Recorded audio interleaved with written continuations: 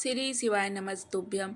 हर हर महादेव। नमस्कार दोस्तों, आप सभी का स्वागत है हमारे चैनल यूट्यूब पे। दोस्तों, आज हम लोग एक मंगला गौरी की बहुत ही प्यारी और बहुत पुरानी कथा सुनेंगे। आइए कथा शुरू करते हैं। एक बार एक गांव में एक बूढ़ी माई रहा करती थी। बूढ़ी माई का एक बेटा था जिसका नाम था भोला। उसकी पत्नी का नाम था रूपा। भोला अपनी माँ का बहुत ख्याल रखता था। बहू भी बहुत सीधी थी, लेकिन बूढ़ी माई दिन रात अपनी सीधी सादी बहू से झगड़ा किया करती थी। एक दिन बूढ़ी माई ने घर आकर बताया कि बहू सुन, मैं शिव जी के मंदिर जा रही हूँ।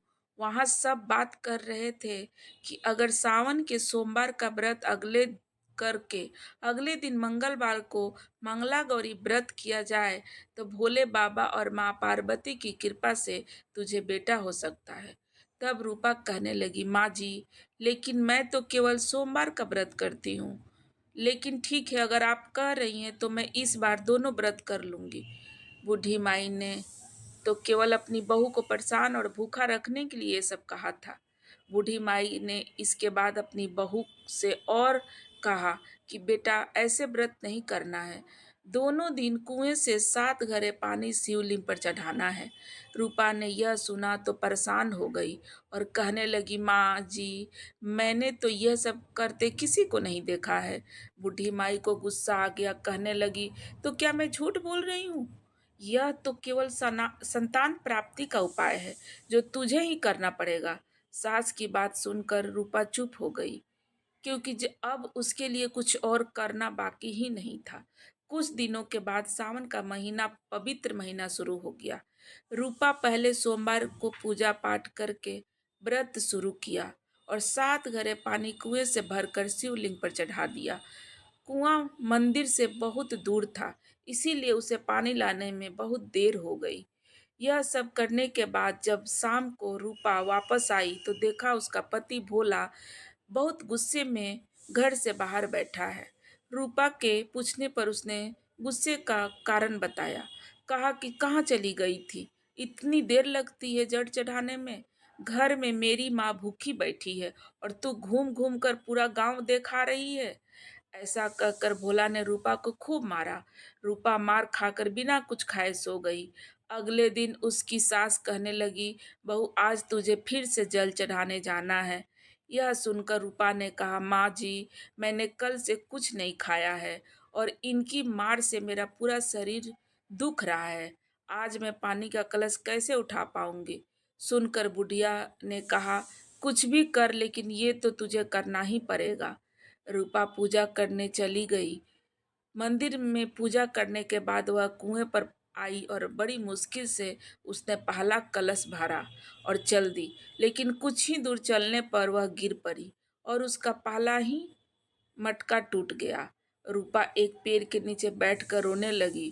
तभी वहां पर एक साध्वी आई और कहा कि बेटी, क्यों रो रही हो? रूपा ने रोते हुए सारी बात बता दी।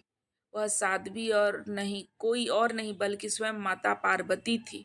उन्होंने कहा, बेटी, तू एक काम कर, एक लोटा जल भर ले और उसमें 7 बार थोड़ा थोड़ा शिवलिंग पर चढ़ा देना और आकर घर जाकर अपनी सास को कह देना, मैंने जल चढ़ा दिया है। रूपा कहने लगी, लेकिन माँ जी, ये तो झूठा होगा और मटका भी तो मेरा टूट गया है। तब वह साध्वी कहने लगी, ये ले लोटा, इसमें जल भरकर चढ़ा दे और इसे घर में ले जाकर छुपा देना। रूपा ने ऐसा ही किया। दोपहर को ही वह घर वापस आ गई। बूढ़ी माई के पूछने पर उसने वही बता दिया जो साध्वी जी ने बताया। शाम को मंगला गौरी की पूजा करके उसने उपवास पूरा किया। इस तरह 2 मंगला गौरी व्रत पूरे हो गए। लेकिन जब तीसरे की बारी आई तो बूढ़ी माई चुपचाप रूपा के पीछे चल गई और उसने सब कुछ सच सच देख लिया। बूढ़ी माई ने आकर अपने बेटे को सारा हाल बता दिया। भोला ने फिर से रूपा को मारने के लिए जैसे ही हाथ उठाया, वो वहां पे माँ पार्वती प्रकट हो गई और उन्होंने कहा, रुक जा भोला।